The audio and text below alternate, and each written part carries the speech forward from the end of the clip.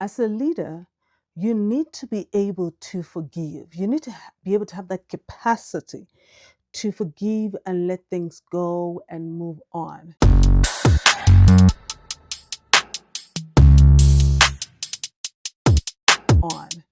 Now, a lot of us, as we grow into adults, as children, we tend to move on from things quicker. But as we grow into adulthood, we tend to hold on to things a little bit more. And this comes from our life experiences, our hurt, and all of that stuff.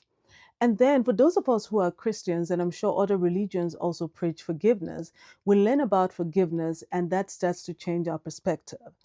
Now, when you are working on becoming a leader, when you are a leader, forgiveness becomes a lot more important because you cannot grow if you're holding on to things. You cannot move on to the next level if you're being bogged down by this particular level. And I tend to say to people that I'm not Jesus Christ. So, yes, I will forgive, but, and I know forgiveness, there should be no but. But when it comes to forgiveness, you can forgive somebody, but it doesn't mean you have to give them the same access that they had to you previously. All right. And I think this is where some of us get it wrong. Yes, there are some people that you forgive them, and not everything has the same level of hurt or betrayal and all of that. So you can't say someone took my pencil and then I won't speak to them for 20 years or forever. Like, that's just silly.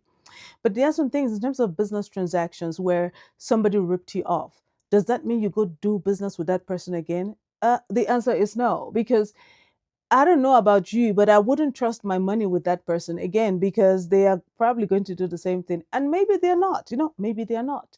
But it's that trust that has been broken. So forgiveness and trust, they tend to go hand in hand. But when the trust is broken, even when you've forgiven the person, it doesn't mean that that trust is automatically given back. That trust has to be built back up. And the thing is, we should also be open we should be open to allow people to have a path to build back that trust.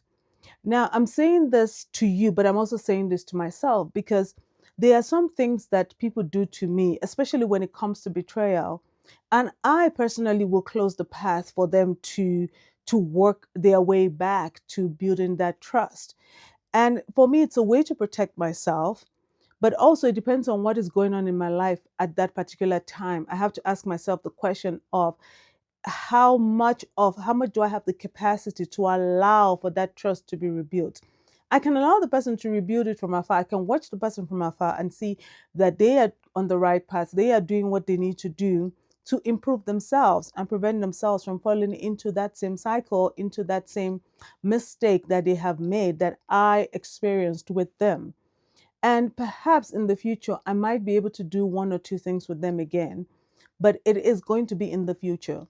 Sometimes we betray people, we hurt people, and then we want them to turn around and the very next day go back to being besties. It doesn't work like that. Life doesn't work like that. If you betray someone, you need to be able to take the punishment. And the punishment may be their anger, the punishment may be their withdrawal of access to you. That is just the way life is. You cannot control the way people will respond to you or the way they want to give you access into their space. So it is what it is. We are human beings at the end of the day. We are not God. We have our faults, we have our great sides, and all of us will hurt someone. We have all hurt someone. And there's some people that will never forgive us, or they say they will never forgive us. But here is the thing with forgiveness: it's like drinking poison and expecting the thing with unforgiveness, rather. Sorry, the thing with unforgiveness is that it's like drinking poison and expecting the other person to die. How is that going to be possible? You are the one that's going to die. So I'll tell you what I do for me. If someone hurts me and someone betrays me, I actually deal with it. And I am actually quick to forgive. This is the thing that people don't understand sometimes. I am quick to forgive, but I am not quick to give you access again. Once I have taken the access you have to me away, getting it back, you might never get it back. You might get it back. You might get it back in some form. But that's just me because I'm a guarded person. I tend to guard my space because I tend to guard my heart. I don't want someone to put me in a space where I am bogged down by someone else's drama. because I have responsibilities as well. I have to be the best for me so I can be the best for my children, for the people around me, for my family. So, because of that, I cannot just give people access to me over and over again when they display the same character and the same quirks. So I do hope that everybody learns from their mistakes. I do hope that people learn from the way they treat people, and I actually learn from the way I treat people. If I treat someone in a specific way that hurts them, I tend to, and I see that it hurts them, I try my best to stop that. And if I see that it's a personality clash. It's not like I'm trying to hurt them, but it's like a personality. Our personalities are clashing.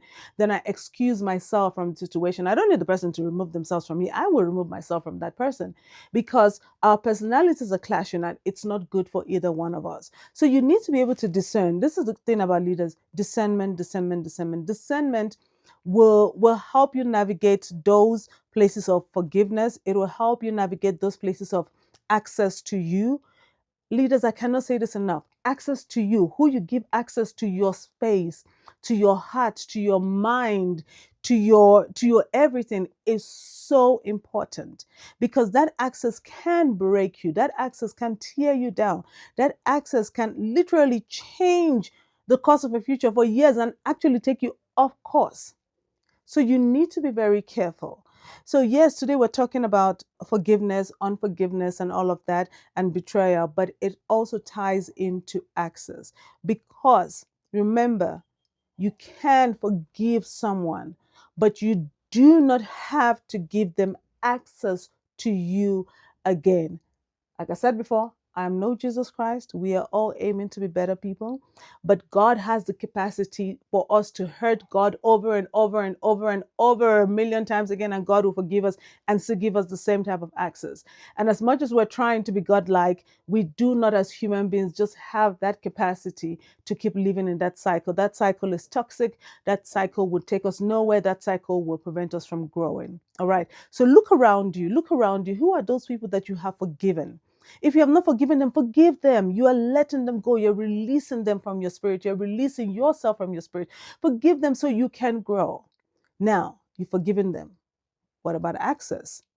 Remember, one thing I want you to keep in mind is when it comes to children and parents, it's a different dynamic. We tend to forgive and give access a lot quicker than we'll do with other people that are not blood, in terms of whether they gave birth to us or we gave birth to them.